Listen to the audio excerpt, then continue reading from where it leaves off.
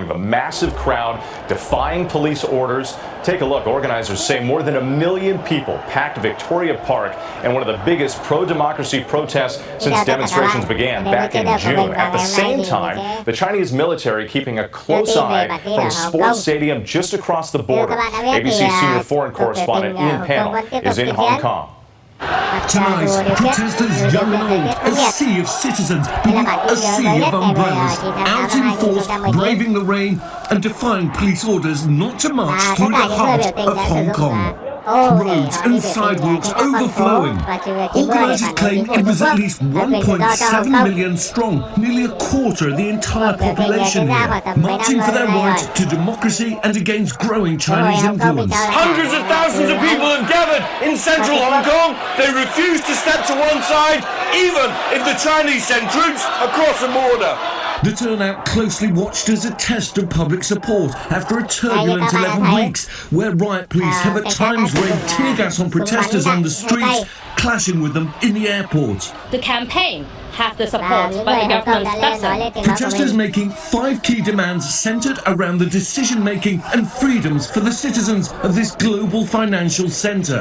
And our demand is crystal clear. We hope President Xi could realise that sending troops to Hong Kong is not the way out. The threat of Chinese military intervention looming over this semi-autonomous territory, Beijing warning they can stop this at any moment. Staging military demonstrations just across the border in nearby Shenzhen, only 20 miles away, releasing this video in their own show of force and a very clear threat. Are you afraid that the Chinese will send troops or police across the border? Yes, of course we will be afraid. Tonight, Hong Kong's Beijing-backed government saying rebuilding social order is the highest priority when everything calms down.